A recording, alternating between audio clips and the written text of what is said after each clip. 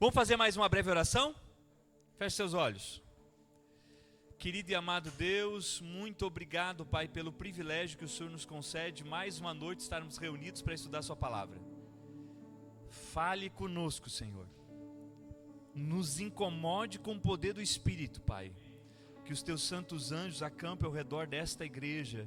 Que nenhum anjo do mal fique aqui dentro, Pai. Que ele seja tirado pelo poder do Teu nome, Senhor.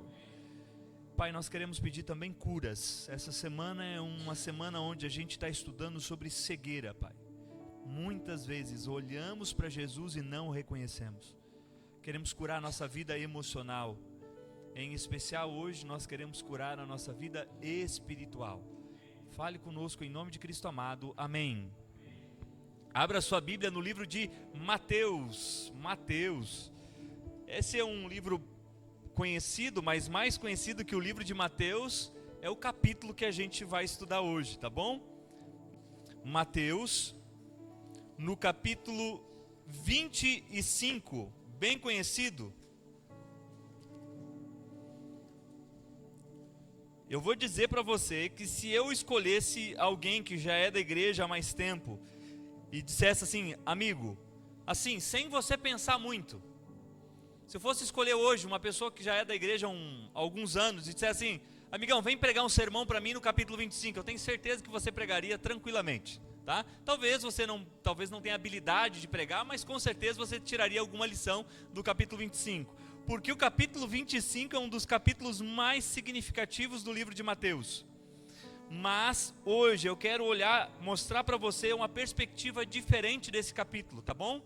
Talvez você já estudou sobre ele, mas eu quero que hoje nós estamos olhando sobre a cegueira espiritual. Alguém está sem Bíblia aí? Todos com Bíblia? Se não tiver, é só falar, porque hoje vai ser importante.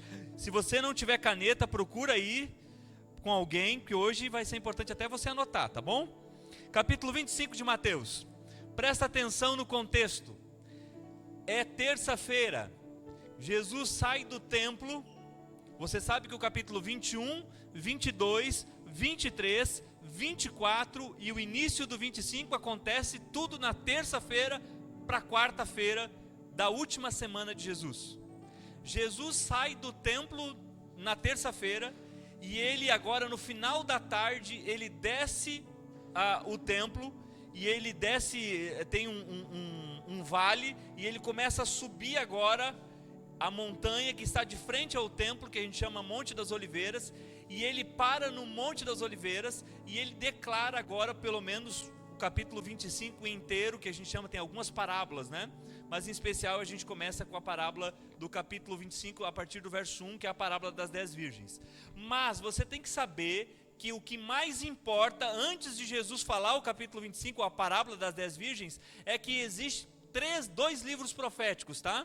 O livro de Daniel e o livro de Apocalipse, mas existe um capítulo profético na Bíblia que está dentro do livro de Mateus, que é o capítulo 24, né? Falando dos sinais que antecedem a volta de Jesus. Então, quando ele declara o capítulo 25, quando Jesus fala sobre as parábolas dos capítulos 25, ele está falando para a geração do tempo do fim. Em outras palavras, o capítulo 25 é para mim e para você. Nós estamos vivendo antes da volta de Jesus. Então quando você lê o capítulo 25, saiba, ele não está falando para um povo do passado. Ele está falando para o povo agora do tempo do fim. Ele está falando para a última geração de crente. E se você não acredita que você é a última geração de crente, eu preciso te afirmar, você é a última geração de crente. Jesus está voltando, amigos. Amém? Logo Jesus vai surgir nas nuvens do céu, eu não tenho dúvida disso. E em nome de Jesus, que ele venha enquanto eu esteja aqui com vocês no distrito, porque eu não vejo a hora de Jesus Cristo voltar. Mas o capítulo 25 tem uma parábola bem conhecida e eu quero que vocês leiam, acompanhem comigo, né? Eu vou ler aqui e vocês acompanhem. Diz assim, ó. Então, o reino dos céus é semelhante a 10 virgens, que pegando as suas lâmpadas, saíram ao encontro do noivo. 5 delas eram imprudentes e 5 prudentes. As imprudentes, ao pegar suas lâmpadas, não levaram óleo consigo, ou azeite em algumas versões. Mas as prudentes, além das lâmpadas, levaram óleo nas vasilhas. E como o noivo estava demorando, todas ficaram sonolentas e adormeceram. Verso 6. Mas à meia-noite ouviu-se um grito: eis o noivo, saiam ao encontro dele. Então todas aquelas virgens se levantaram e prepararam as suas lamparinas, ou suas lâmpadas. E as imprudentes disseram às prudentes: dai-nos um pouco do óleo que vocês trouxeram, porque as nossas lâmpadas estão se apagando. Mas as prudentes responderam: não, porque então vai faltar tanto para nós como para vocês. Vão aos que vendem e comprem óleo para vocês. E saindo elas para comprar, chegou o noivo, e as que estavam preparadas entraram com ele para a festa de casamento. E fechou-se a porta. Mais tarde chegaram as virgens imprudentes, dizendo: Senhor, Senhor, abra-nos a porta. Mas o noivo respondeu: em verdade lhe digo que não as conheço. Portanto, vigiem, porque vocês não sabem o dia e nem a hora. Parábola super conhecida. Daqui um pouquinho vocês vão me ajudar a interpretar os símbolos dela, tá? Mas se você não sabe o que acontecia nos casamentos daquela época, geralmente acontecia: o noivo ia na casa do pai da noiva, contratava um casamento ali, ele tinha que dar algum dote, marcava o casamento, e agora ele saía da casa da noiva e ele ia até a casa do seu pai, possivelmente nas terras do seu pai, e ele construía agora a morada que ele vai ficar com aquela noiva, passar a vida com aquela noiva. Um estudioso, Flávio Joséfo, no livro Antiguidades, vai dizer que algumas noivas ficavam vestidas porque ela não sabia quando o noivo ia chegar, e muitas ficavam dias com o mesmo vestido e só trocavam de roupa quando colocavam para lavar, e ficavam vigiando para ver se o noivo ia vir. E se por um acaso via um movimento de um cortejo vindo, elas corriam, pegavam o vestido para vestir. Vários relatos de noivos que dormiam com vestidos naquela época, porque não sabiam quando que o noivo tinha terminado a casa, quando que ele tinha feito todos os preparativos. Então era ficava ansiosa para aquele momento. E os relatos contam que mulheres dormiam com vestido de noiva. Vá que o noivo apareça de madrugada para me buscar. Bom, Jesus, olhando para essa realidade, ele conta então a parábola das 10 virgens, porque possivelmente no Monte das Oliveiras ele vê um cortejo nupcial, ele vê mulheres ou um cortejo de amigos festejando a ida do noivo para buscar a noiva. Nesse contexto, Jesus conta a parábola das 10 virgens, e parábola é um símbolo. Parábola é algo para que eu e você pense sobre uma lição que Jesus quer dar para nós. Você conhece a parábola, né? E a parábola tem alguns elementos, tá? O primeiro elemento e o mais conhecido de todos é o noivo. Quem que é o noivo da parábola? Jesus, tá? Jesus é o noivo da parábola. Agora, o elemento também tem outro, vai dizer que tem uma lâmpada. O que é a lâmpada da parábola? Hã? Hã? A palavra, lâmpada, Salmo 119, verso 105, né? Lâmpada para os meus pés é a tua palavra, luz para o meu caminho. Agora nós temos o azeite. E o que é o azeite na parábola? O Espírito Santo, tá? O Espírito Santo. Na parábola nós temos uma outra coisa, né? Nós temos as 10 virgens. O que é as 10 virgens? A igreja, as 10 virgens, será? Virgens.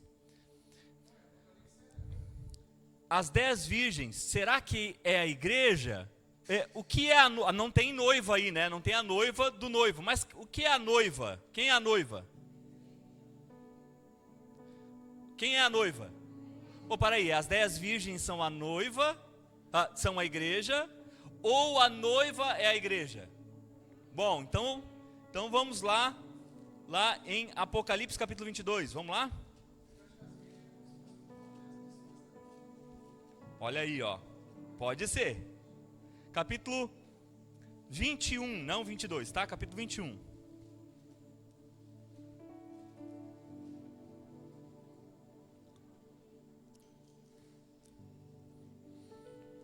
Capítulo 21, verso 2.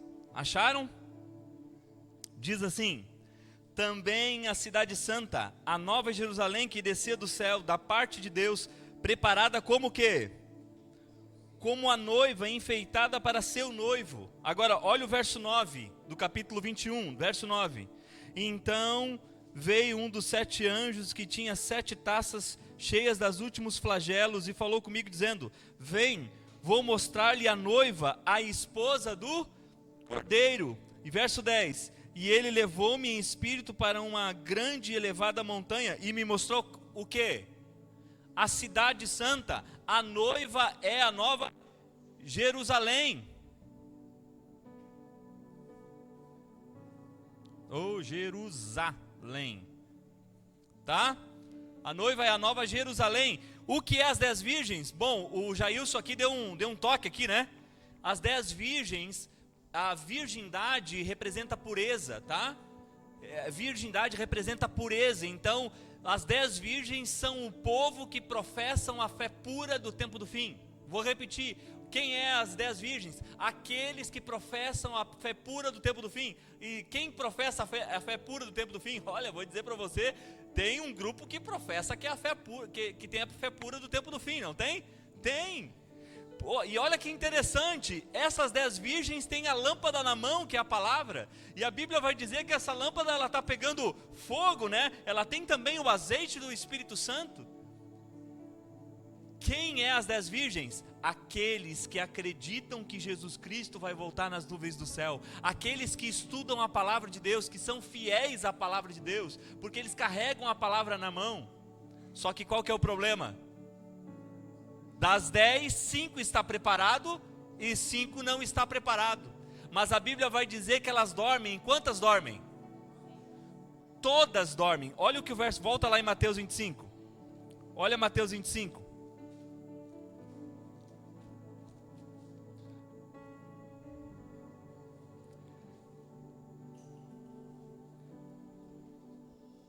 Verso 5, olha o Mateus 25, verso 5, deixa todo mundo achar.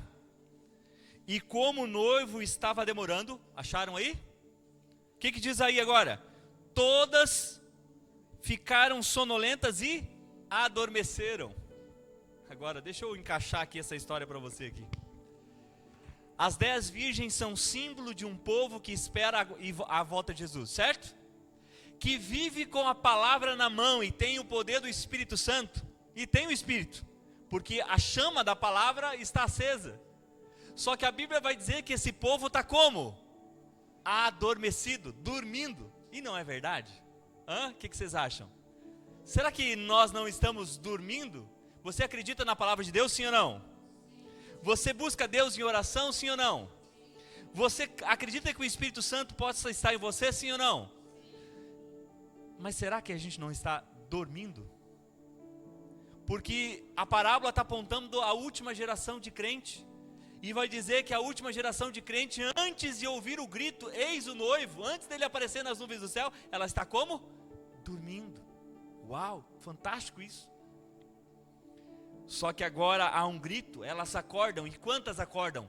Todas acordam. Não 5 só, todas acordam. Só que ao acordar, ao despertar para o momento, ao ver que Jesus Cristo está voltando, elas vão se preparar e elas percebem que um grupo tem azeite suficiente e o outro grupo não tem azeite suficiente. E aí o verso vai dizer, quer ver? Lá no verso 8, e as imprudentes disseram aos prudentes: dai-nos um pouco de óleo de vocês, que vocês trouxeram, porque as nossas lamparinas estão se apagando. Mas as prudentes responderam: não, porque vai faltar tanto para nós como para vocês. As que estão preparadas não compartilham o azeite. Por quê? Porque a experiência com azeite, a experiência com o Espírito Santo é uma experiência individual. Consegue entender isso? Eu não consigo compartilhar o azeite com a minha esposa. Eu não consigo compartilhar o Espírito Santo com a minha esposa. Eu não consigo compartilhar o Espírito Santo com os meus filhos. Porque a experiência com o Espírito Santo é uma experiência individual. Mas só saberá quem de fato tem o Espírito Santo quando ouvir o grito e o noivo estiver voltando. Aí sim descobriremos quem de fato está preparado e quem não está preparado. Isso aqui é muito forte, mas tem um ponto nessa história que a gente não tratou. Olha o verso 2. Verso 25, capítulo 25, verso 2, assim 5 delas eram imprudentes e 5 prudentes. As imprudentes, ao pegarem as suas lâmpadas, não levaram óleo consigo. Mas as prudentes, além das lâmpadas, levaram óleos aonde? Nas vasilhas, diz o texto, né? Vasilhas. E curiosamente, a gente tem o elemento mais importante, mas nunca estudou sobre ele. O elemento mais importante dessa parábola não é Jesus. O elemento mais importante dessa parábola não é a palavra.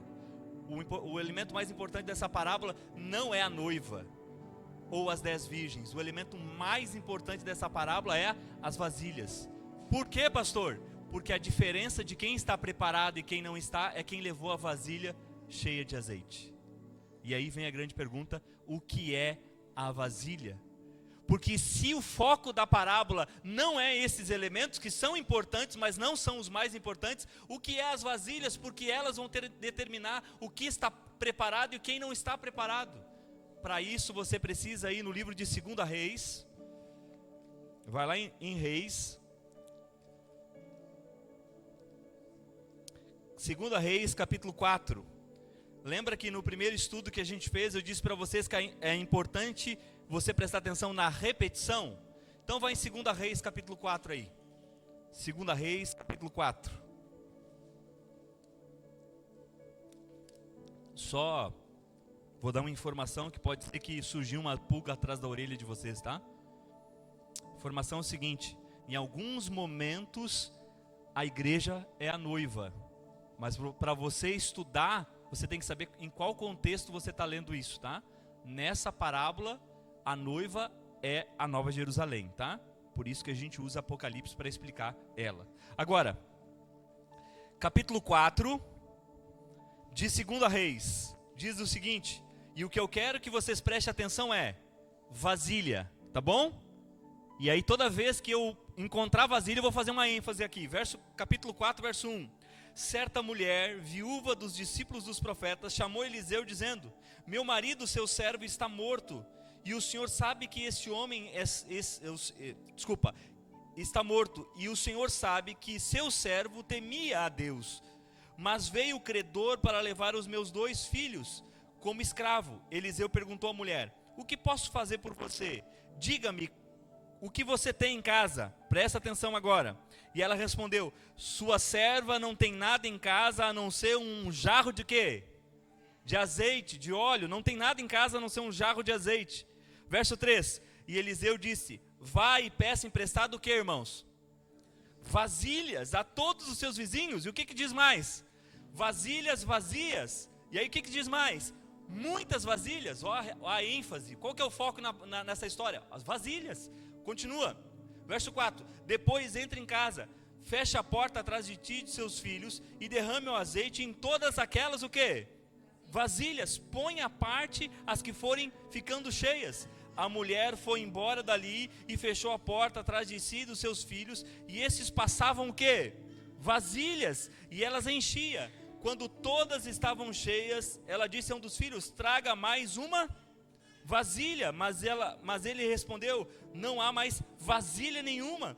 E o azeite parou. Então ela foi e contou ao homem de Deus, e ele lhe disse, e agora esse é o foco.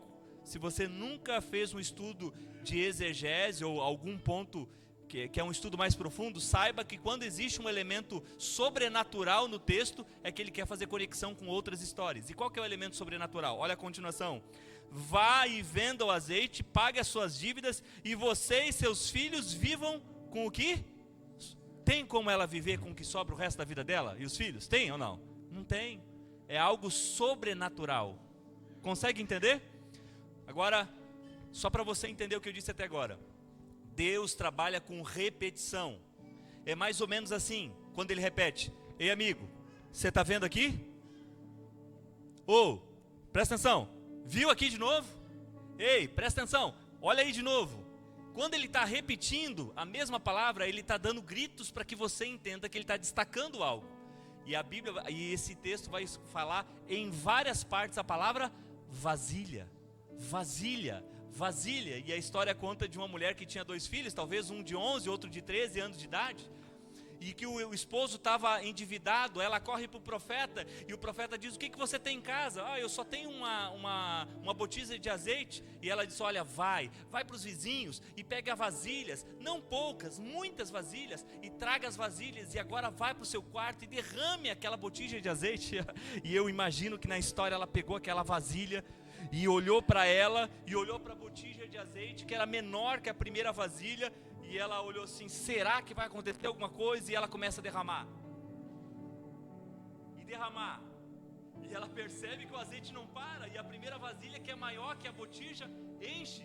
E ela coloca de lado, ela pega a segunda vasilha, e ela respira fundo, e ela vira de novo, e cai de novo o azeite, e enche a segunda vasilha. E ela pega a terceira, e pega a quarta, e pega a quinta, e já passou 10 vasilhas, 12 vasilhas, 15 vasilhas, 20 vasilhas. E ela está vendo o milagre acontecer, e ela olha para um dos filhos: traga mais vasilhas, traga mais vasilhas. E ele disse: não tem mais vasilha. E o que aconteceu com o azeite? Ele parou. Mas se tivesse mais vasilha, o azeite tinha parado? Não, mas porque não tinha mais vasilha, o azeite parou. Por que não há derramamento do Espírito Santo entre nós? Por que não há uma cura espiritual entre nós? É que possivelmente as nossas vasilhas não estejam vazias. As nossas vasilhas não estão vazias. Por que o Espírito Santo não cai na minha casa? Por que o Espírito Santo não cai na igreja? Por que o Espírito Santo não cai entre os irmãos? Porque possivelmente eu não tenho dado espaço para que o Espírito Santo seja derramado. E aí vem a grande pergunta: o que é a vasilha? E aí marca aí, vai lá em Mateus capítulo 21. Nós estamos falando sobre o que essa semana? Sobre cegueira, lembra? Cegueira emocional, cegueira espiritual.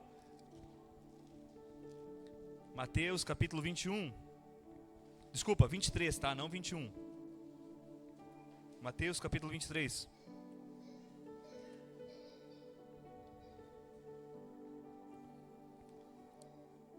Deixar todo mundo achar. Mateus 23. Acharam Mateus 23? Amém?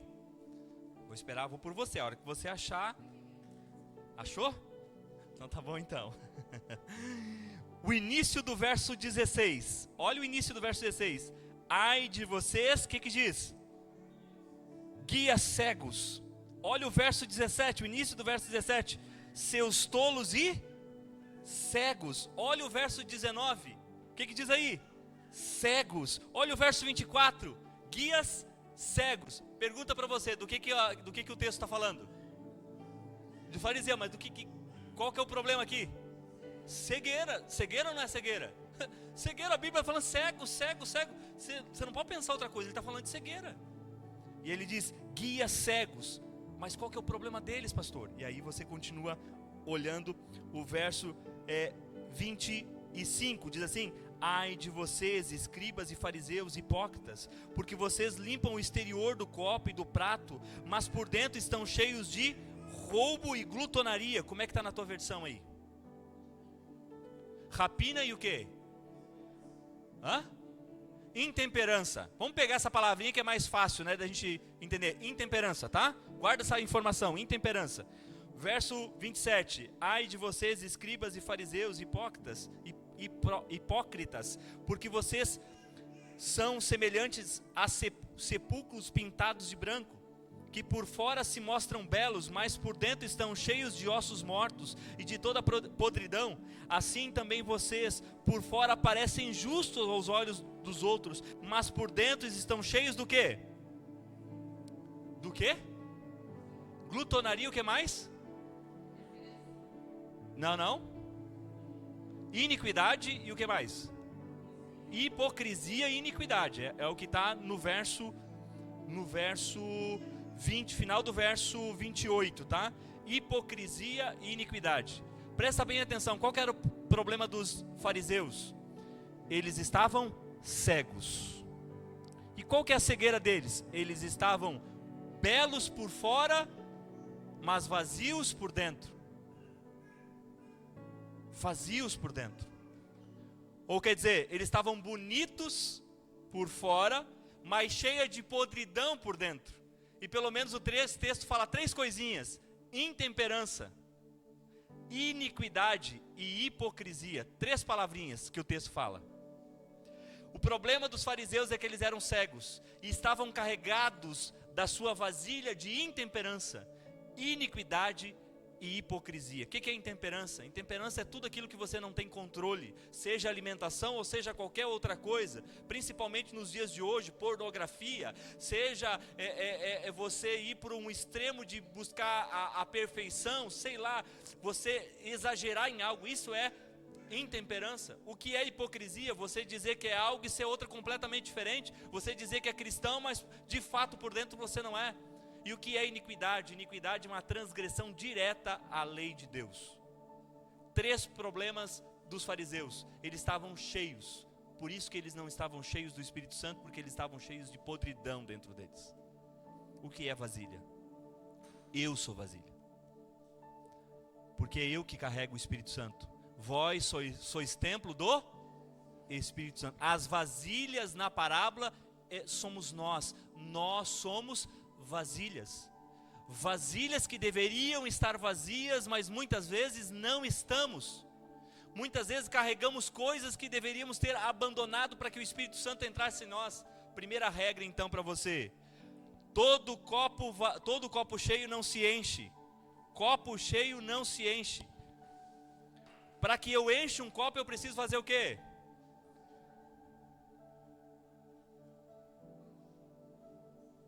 Esvaziar. Copo cheio não se enche. Não sei se eu escrevi certo ali, mas copo cheio não se enche. Copo cheio, você coloca coisa dentro, nunca vai entrar. Se eu encher o copo aqui de água e colocar mais água, vai se derramar para fora. Copo cheio não se enche. Para mim encher o copo, eu preciso fazer o quê? Esvaziar. Para que eu possa receber o Espírito Santo, eu preciso me esvaziar. E o Espírito vai falar para você o que é. Eu não vou falar. Você vai ouvir o Espírito dizendo para você essa noite o que você precisa se esvaziar. Porque tem algo que ainda você não deu espaço para que o Espírito seja derramado. Agora, pastor, eu me esvaziei. O que eu preciso fazer, pastor? O que eu preciso fazer depois que eu me esvaziar? Volta para a história de 2 Reis. Volta para a história de 2 Reis. E se você é um estudioso, atento da palavra, tenta me responder agora esse texto aqui, ó. 2 Reis, capítulo 4. 2 Reis, capítulo 4.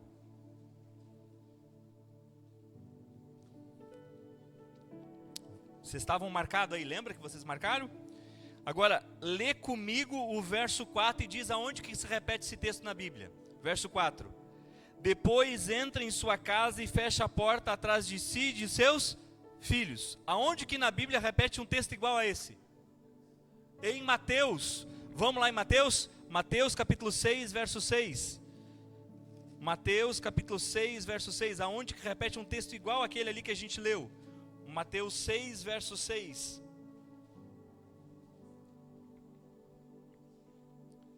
Deixa todo mundo achar.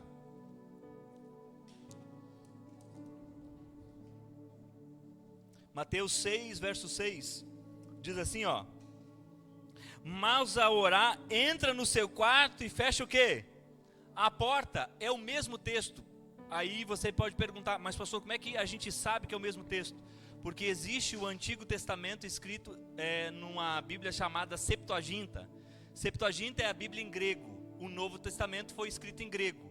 Para você saber quais os textos que se repetem do Antigo Testamento para o Novo, você tem que usar essa Bíblia. E na Bíblia só tem um texto que se repete ao texto que a gente acabou de ler de Mateus, o da viúva.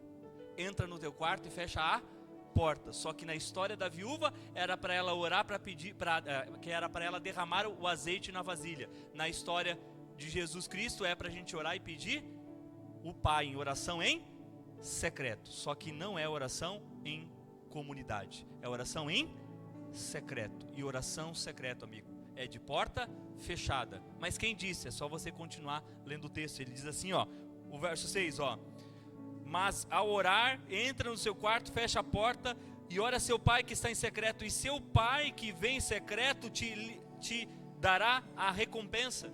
Em outras palavras, não se atreva a orar a Deus pedindo para ser esvaziado, ou o Espírito Santo sobre a sua vida, ou o azeite sobre a sua vasilha, se você não entrar no quarto e trancar a porta. Não corra o risco de achar que alguém vai orar, vai pensar que você está orando, olhar para você e achar que, nossa, que homem de oração ou que mulher de oração. Essa é uma oração secreta, é para ninguém ver, é para de fato você se entregar na presença do Senhor, mas não é a oração da maçaneta.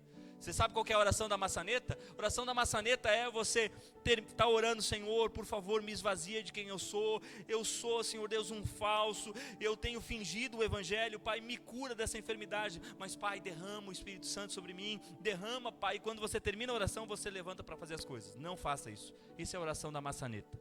Depois que você clamou ao Senhor, pedindo esvaziamento de quem você é, pedindo cura espiritual, pedindo o Espírito Santo, depois de você passar tempo com o Senhor, não levante, fique ali, porque você acabou de falar com o autor da vida, você acabou de falar com um Deus que criou todas as coisas, com o autor e consumador da nossa fé. Não acha que Deus não vai falar contigo? Fique em silêncio, escuta Ele. Você acabou de falar com Ele, espera Ele falar com você. Às vezes vai demorar 5 minutos, 10 minutos. Uma vez eu estava em oração, já fazia meia hora em silêncio, esperando Deus falar comigo, e nada de Deus falar, e daqui um pouco vem um texto na cabeça. João 15, texto muito conhecido, mas na hora eu não lembrei o que está escrito em João 15. Aí eu fui em João 15 e comecei a ler João 15, e aí o texto falou comigo: permaneça em mim, e eu vou permanecer em vocês. É a história da parábola da videira. Permaneça ligado em mim. Era Deus falando comigo: permaneça em mim. E você só consegue ter esses encontros quando você está em silêncio. A gente fala demais, irmãos, na presença do Pai. A gente fala demais. O Pai queria tanto falar conosco, poderosamente pelo poder do Espírito, e às vezes a gente fala demais e sai sem dar ouvidos a Ele. Sai da presença dEle como se a sua oração fosse o ponto final. Sua oração nunca é o ponto final. Sua oração é o ponto inicial para falar com o autor e consumador da sua fé. Quando você ora ao Senhor, em casa, no secreto, não ache que quando você diz amém, acabou a história. Não acabou, Ele quer conversar contigo, Ele quer passar mais tempo contigo. Fique 2 horas, 3 horas, não sei quanto tempo, se necessário for, fique, passe tempo com o Senhor, acorde de madrugada. Então vamos lá, primeiro ponto: esvaziar. Você precisa se esvaziar. Segundo ponto: oração secreta. Vai lá, oração secreta. Ora secretamente ao Senhor. E aí vem a grande pergunta: pastor, mas como que eu oro secretamente? Qual que é o meio? E aí o último texto que eu quero ler com vocês está lá em Lucas, no capítulo 11. Último texto, Lucas capítulo 11. Hoje foi um estudo, tá? Lucas capítulo 11 eu encerro. Eu nem vou ler toda a história. Depois, se você quiser ler, você marca aí para ler em casa, tá? Mas eu gostaria que você fosse aí. Lucas capítulo 11, a partir do verso 5, vai contar uma outra parábola. E essa parábola é do amigo importuno. O amigão tá lá, o cara tá lá em casa, tranquilão, tá tarde, daqui um pouquinho. Aí ele olha para a esposa: ué, que é essa hora? Quem será? Aí ele levanta, ele abre a porta e é um amigo que chegou de viagem. E ele diz assim: entra. E ele fica assustado porque ele não tem nada para oferecer. Não, fica à vontade aqui. Ele tem uma grande ideia: eu vou correr no vizinho. E ele vou correr no vizinho porque eu não tenho nada para oferecer para esse camarada. Corre no vizinho: ei vizinho, tudo bem? Como você tá? Amigão, deixa eu te falar uma coisa. Tem um amigo que chegou de viagem, eu não tenho nada para dar para ele. Isso é uma parábola. Parábola, irmãos. Alguém recebeu outra pessoa em casa e não tinha nada para oferecer. Não está falando de coisas materiais, está falando de coisas espirituais. E ele bateu no vizinho. Alguém já pediu um estudo bíblico para você e você teve que correr para o pastor, teve que correr para o obreiro bíblico, teve que correr para um ancião, já teve que fazer isso? Você sabe o que é isso? Não tem pão em casa. Não tem pão em casa. E ele bate lá: ei amigo, me dá um pedaço de pão, por favor, me dá um pedaço de pão, eu não tenho nada para oferecer para ele, me dá um pedaço de pão. E aí o cara: tá tarde, amanhã a gente vê isso, por favor, me dá um pedaço de pão. E aí ele diz assim: amigão, minha família está dormindo, meus filhos estão dormindo. E aí a Bíblia vai dizer algo interessante. Verso 8 diz assim, ó: digo a vocês que se ele não levantar para dar os pães por ser seu amigo, ele o fará por causa da importunação e lhe dará tudo o que tiver necessidade. importunação.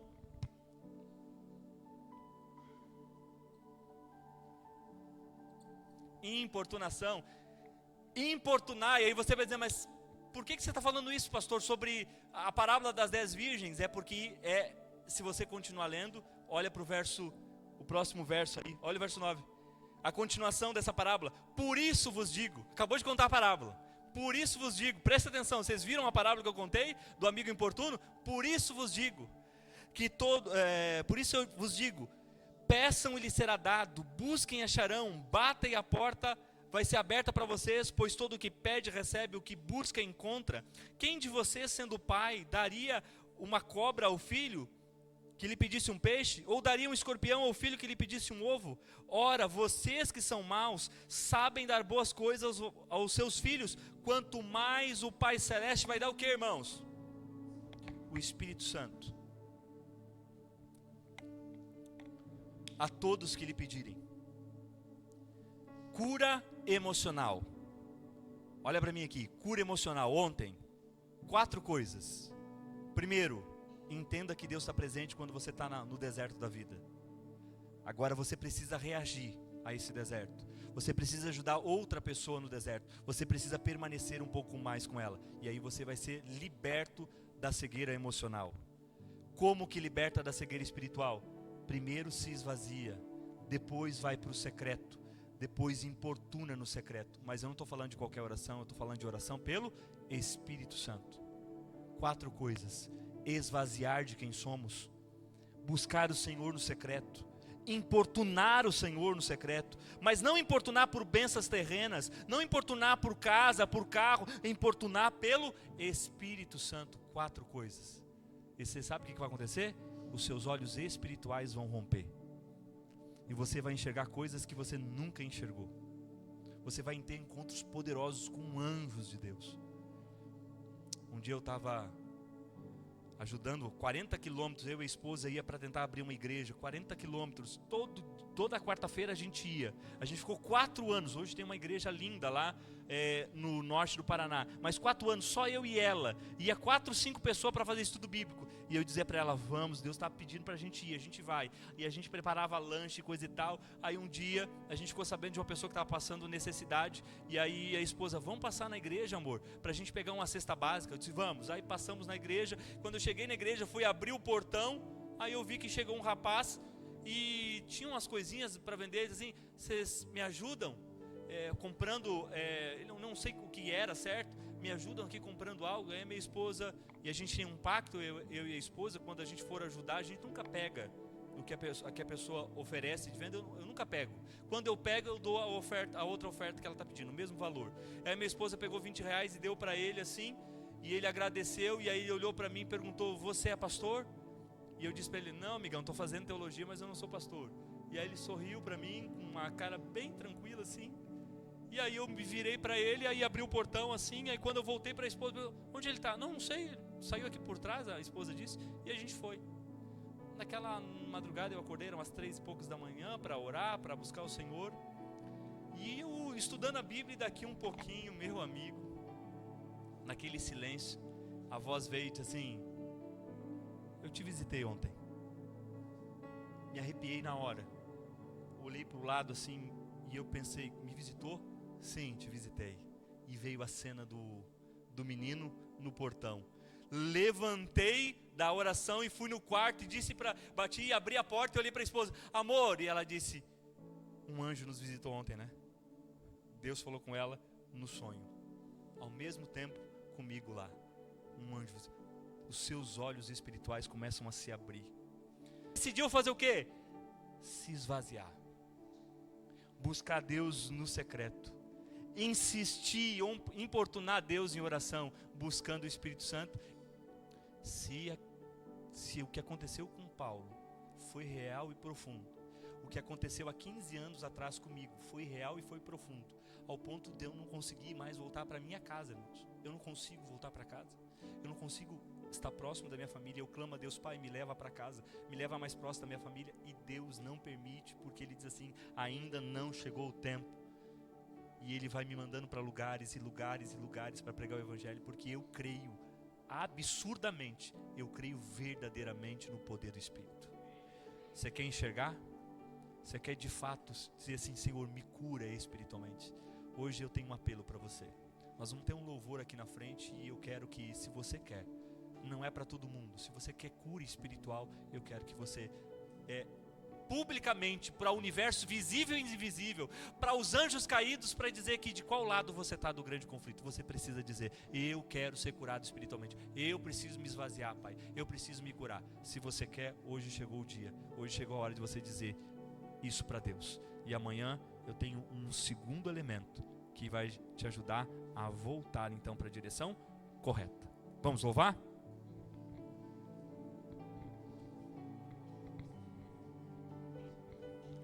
Som.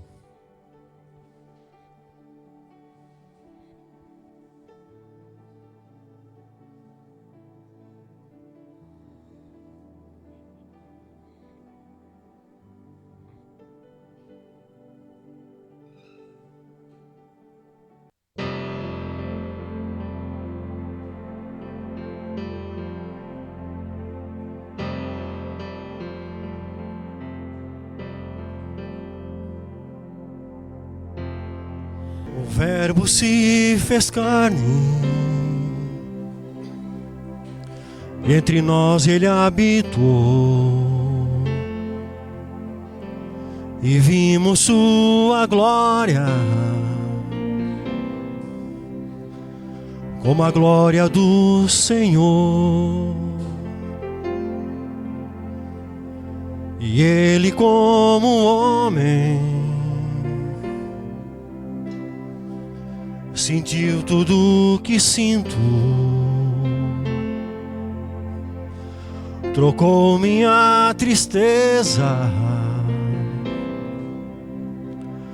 pelo seu paraíso. Nele está a vida, nele está a paz. Ele é o Messias, que em breve voltará. Ele é fiel para judeus e para gentios. Este é Jesus, o Deus de Israel.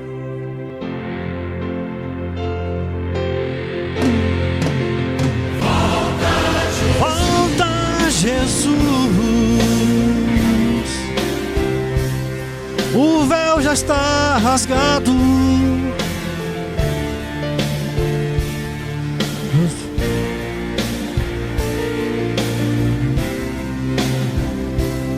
Para o Deus de Israel voltar. Volta, Jesus. O véu já está rasgado. Verei a sua face, para sempre a seu lado. Volta, Jesus.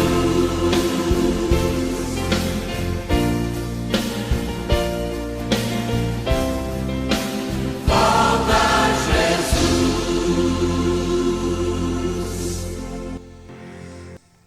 Amém.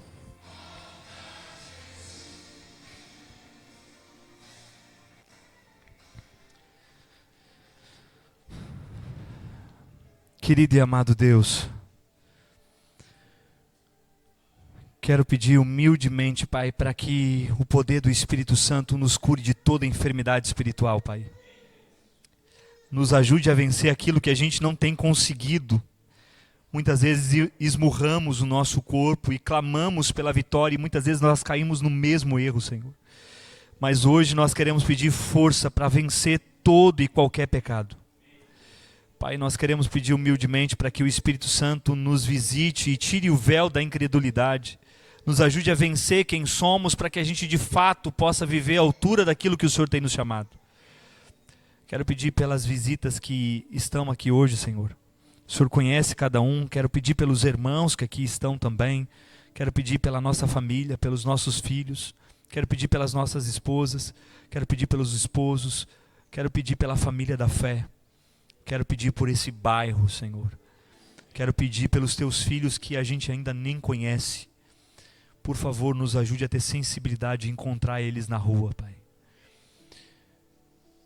Neste momento também eu quero colocar as pessoas que se colocaram na sua presença, dizendo: quer cura espiritual, quer tirar o véu da cegueira, Pai. Por favor, ajude elas. Não que merecemos, não que haja mérito em nós, mas em nome e pelo amor do Senhor Jesus. Amém. Que Deus abençoe sua vida. Espero que tenha sido válido para a sua jornada.